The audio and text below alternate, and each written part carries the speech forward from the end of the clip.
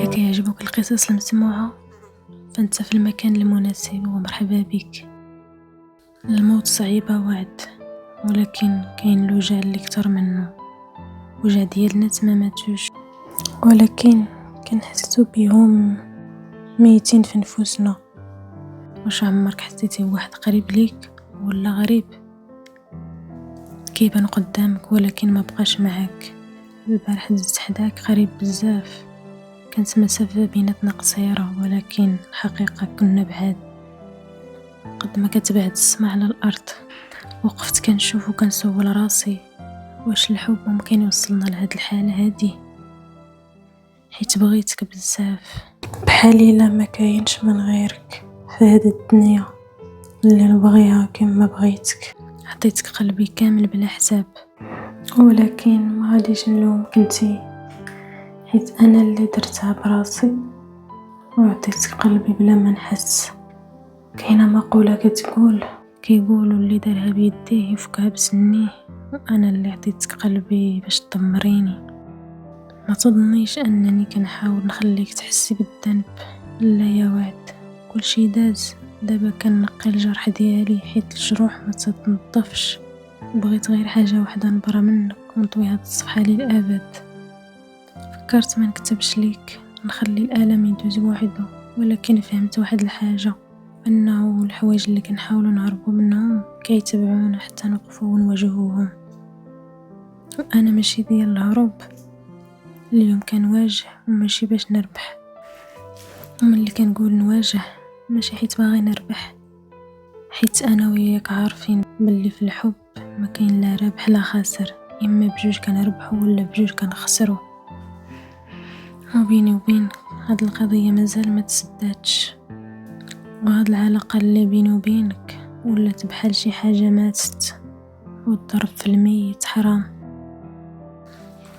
واش عقلتي يا وعد النهار الاول اللي تلاقينا في الطوبيس؟ من بعد ولات بيناتنا حكايه حب، من بعد رجعنا غرباء بحال لا عمرنا عرفنا بعضياتنا. كنت كنحس في ديك البلاصه بالحياه، كنركبوا فيها كاملين وكنمشيو مجموعين، ولكن كل واحد فينا عنده طريقه.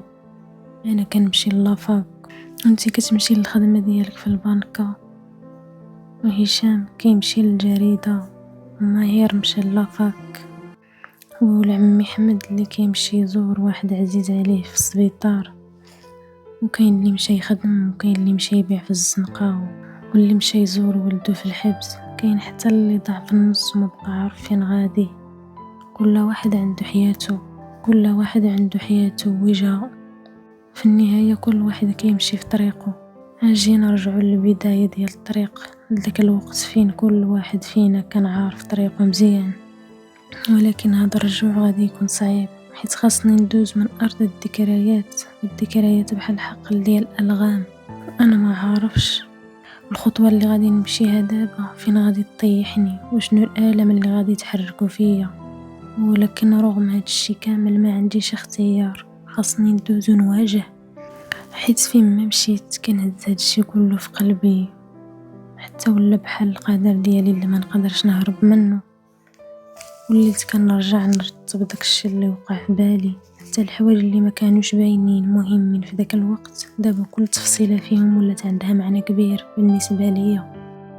وفي شهر 9 في 2018 كانت بدايه ديال العام ديالي الاخير في لافاك باش انني نتخرج.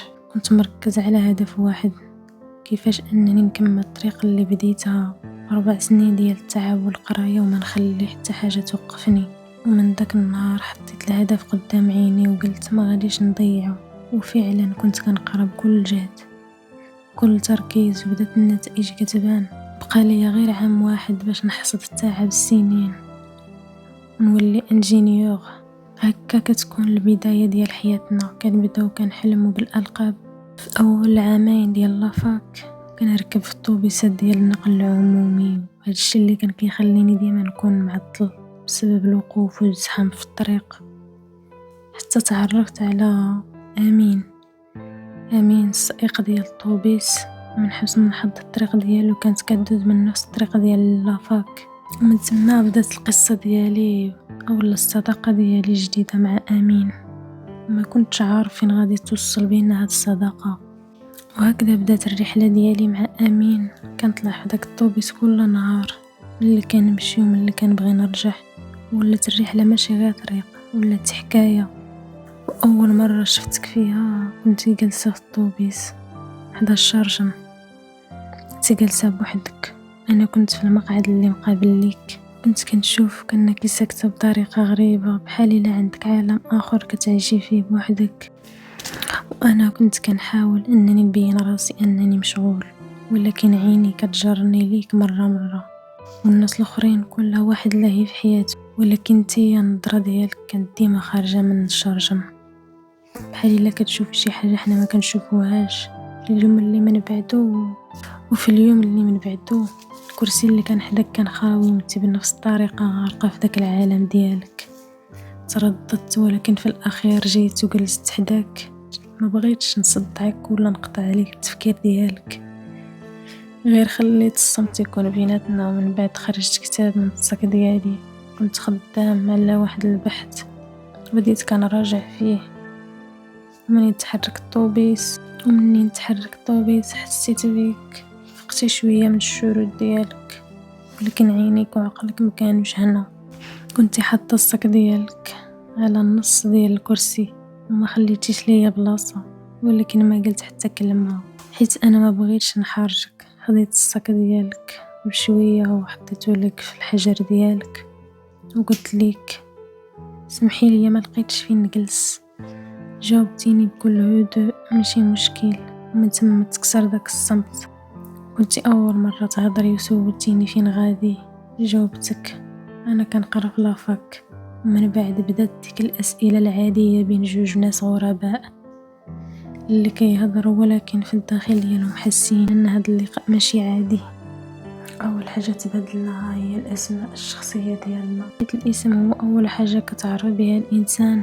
سولتيني شنو سميتك، قلت لك انا كريم، وانتي قلتي لي بثقه شويه زايده انا وعد. ابتسمت وقلت شرفنا يا وعد.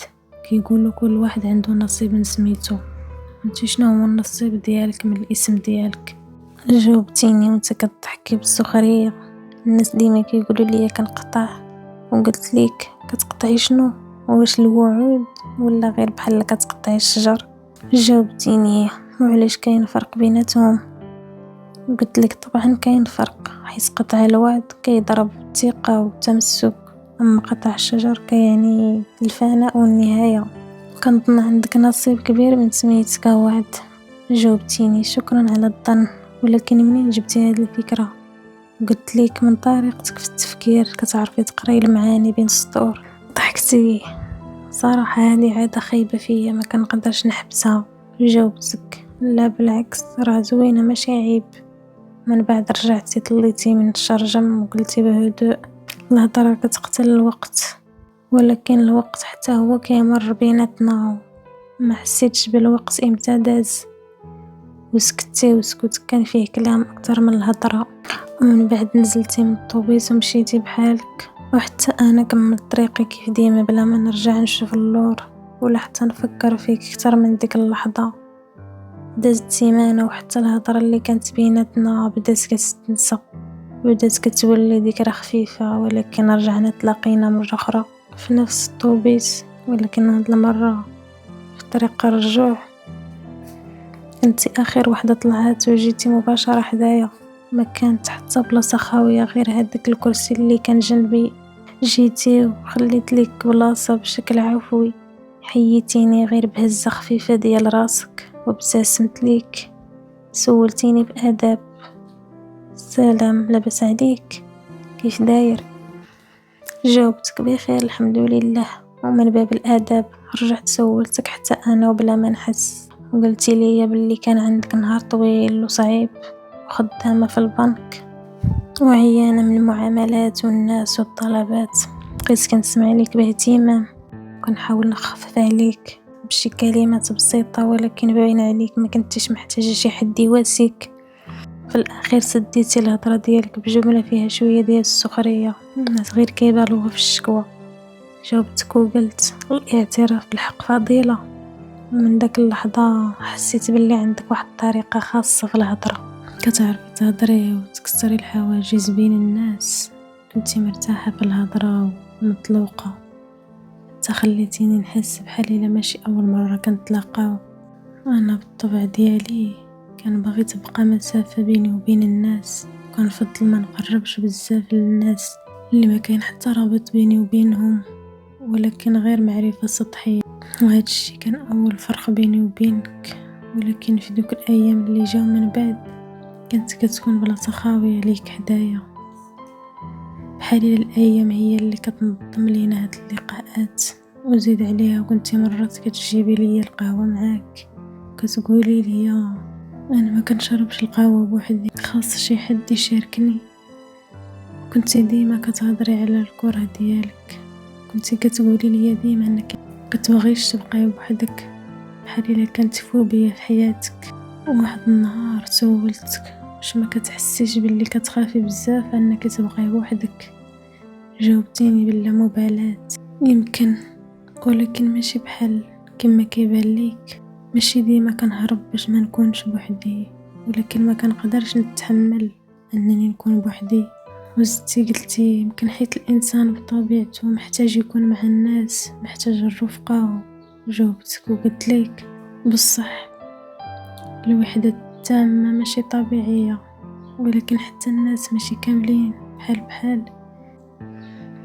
كاين اللي الوجود ديالهم كيخليك ترتاح، وكاين اللي غير كيزيدك تقلب هم، وكاين حتى اللي قريب منك ولكن ما فاهمكش، كيخليك تحس براسك وحيد كتر.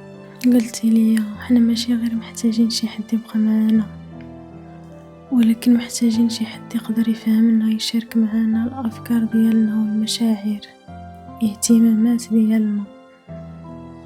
فهاد الشي كيعني اننا ما كنهربوش من الوحده، ولكن كنزيدو فيها اكثر. جاوبتك وقلت شفتك كتفلسفي بزاف في الامور، راه الحياه بسيطه يا وعد، حاولي غير تشغلي راسك باي حاجه، ما توصليش للمرحله اللي تقدري تفقدي فيها عقلك. جاوبتيني دغيا انا ما كنتفلسفش، بالعكس انت اللي كتحاول تبسط الامور بزاف، حيت الانشغال بالناس ممكن يخليك تضيع راسك، وهذا اخطر من انك تضيع عقلك. بقيت ساكت شويه وسولتك كيفاش، وقلتي لي بهدوء حيت كل واحد فينا محتاج يبقى مع راسه، يسمع الصوت اللي كاين لداخل، ماشي غير الصوت ديال الناس. خاصو يعرف شنو باغي، شنو كيبغي، وشنو اللي كيوجعو. حيت الا بغينا ديما كنسمعوا لغيرنا ونعيشوا غير بآراء الناس غادي نضيعوا راسنا. واش ما خصناش نوقفوا شويه ونسمعوا لريوسنا؟ سكتي شويه من بعد كملتي، راه التوازن هو الحل، تقدر تعيش وسط الناس وتكون اجتماعي، ولكن في نفس الوقت تبقى عارف راسك. ودوك السوايع اللي كتبقى فيهم مع راسك ماشي انك كتضيع الوقت، بالعكس كتعاونك تفهم الحياة كتر وتفهم الناس كتر. وشفتي فيا وقلتي ما غاديش تفقد عقلك الا بقيتي بوحدك شويه، بالعكس غادي توسع الافكار ديالك. وقلتي لي كلامك زوين ولكن غير في النظريه، اما في التطبيق صعيب، حيت كيبان لي هاد الشيء اللي كتقول مستحيل. حياتي انا عامره بالناس، حتى الا بغيت نبقى بوحدي ما كنلقى حتى فرصه اللي ندير فيها داك الشيء اللي بغيت. جاوبتك بهدوء، فبعض المرات السكات حكمه ومنه تفرقوا الحكام. هي دابا انايا كتقصد باللي انا فيا الهضره بزاف. ضحكت وقلت واش انتي حاسه براسك هكا؟ جاوبتيني انا عارفه راسي وانا كنكره السكات. قلت ليك باين باللي كاينين بزاف ديال الحوايج اللي ما كتبغيهمش. جاوبتيني انا ما كنحملش الحوايج اللي كتجيب لي التعاسه ولا اللي كتخليني نحس بيها. وقلت ليك حتى واحد ما كيبغي التعاسه، ولكن شنو علاقه ديال السكات بها؟ قلتي لي الناس اللي كيسكتوا بزاف غالبا كيكونوا عيانين من الداخل ما كيبانش عليهم. جاوبتك دغيا وقلت لك لا، ماشي ضروري الإنسان يضحك ولا يبان فرحان باش يقول راه بخير. كاين 1000 طريقة باش تعبر على الفرح، ويمكن السكات يكون وحدة منهم. بقيتي كتشوفي فيا وسولتيني كيفاش، وقلت لك خاصك تفهمي باللي طرق التعبير عند الناس مختلفة، كلنا كنحسو بنفس الألم، ولكن كل واحد فينا كيعبر عليه بطريقته. كاين اللي كيغوت، كاين اللي كيبكي، وكاين اللي غير كيسكت وكيبقى يتوجع غير بوحدو. سولتيني مباشرة هادشي في الحزن مفهوم، ولكن كيفاش السكت يقدر يكون تعبير على الفرح؟ جاوبتك حتى اللي كيسكت في الحزن يقدر يسكت حتى في الفرح، حيت هذه طبيعته، ماشي كلشي كيعبر بنفس الطريقة. شوفي مثلا إلا واحد سمع نكتة، كاين اللي غادي يضحك بصوت عالي، وكاين اللي غير غيبتسم ويسكت. وش يعني هذاك ما فرحش؟ لا، غير هذه هي الطريقة ديالو. سكتي شوية ومن بعد قلتي كلامك منطقي، ولكن مازال كنشوف باللي الإنسان في لحظات الفرح ولا الغضب خاصو يبين شوية ديال الانفعال. جاوبتك إلا ما بيناش هذاك الانفعال، الشي ما كيعنيش أننا ما كنحسوش، بالعكس كيعني أن الإنسان قادر يتحكم في راسو، قادر يحس، ولكن ما يخليش الإحساس يتحكم فيه. سولتيني ولكن علاش الإنسان يدير هاد الشي، علاش ما يعبرش بحرية؟ وقلت لك راه عنده الحق يعبر ولا ما يعبرش، كل واحد حر كيفاش يخرج المشاعر ديالو. ولكن إلا كان الموضوع هو الغضب، وقفت شوية وشفت فيك سكت كيبان حسن اختيار، حيت الغضب غالبا كيجيب مشاكل وما كيخلف حتى حاجة زوينة. ويمكن أقوى إنسان هو اللي يقدر يتحكم في راسو في وقت الغضب. وأنا مازال كنهضر وانت تطلي الشرجم ونسيتي السك ديالك، حيت عرفتي باللي راكي وصلتي، وقفتي من بلاصتك وهزيتي راسك بشويه، بحال الا كتقولي لي يا صافي بركه. وحتى انا هزيت راسي، ولكن هاد المره ماشي موافقه على داكشي اللي كتقولي. كانت علامه باللي فهمت باللي النقاش معاك غالبا ما كيوصل لحتى نتيجه، حيت كنتي ديما كتشوفي باللي الراي ديالك هو الصحيح، وباللي ما كاينش راي اخر في الدنيا. وهذا الشيء كان كيخلي الهضره بيناتنا تمشي في طريق مسدود. ولكن رغم هذا الشيء بصراحه كنت كنستمتع ملي كنشوفك كتدافع على افكارك بكل ثقه، واخا كيكون النقاش بلا فايده. ومع الايام بديت كنولفك ونولف هذا الطريق ونولف هضرتنا، ويمكن التعود هو اول درجه في الصداقه. ولينا كنهضروا على البعض، ولينا كنقولوا لبعضياتنا على نهارنا وعلى التفاصيل الصغيره، على المواقف اللي كتوقع لينا. ولكن بديت كنلاحظ واحد الحاجه، بانه المعرفه ديالي بك ما كانتش كتعمق، كتبقى غير سطحيه، وباللي انا كنعرف عليك غير داكشي اللي بغيتي انت تباني به، ماشي اللي انت عليه في الحقيقه. كنتي كتهضري غير على الخدمه وعلى العمال ديالك وعلى الزبناء، ولكن عمرك هضرتي لي على دارك، على عائلتك، على حياتك الشخصيه. وحتى انا كنت كنهضر لك على حياتي، ولكن بلا ما نفتح قلبي كامل، بلا ما نوريك كل شيء، بلا ما نبين الضعف ديالي. ولكن في الاخير عرفتك باللي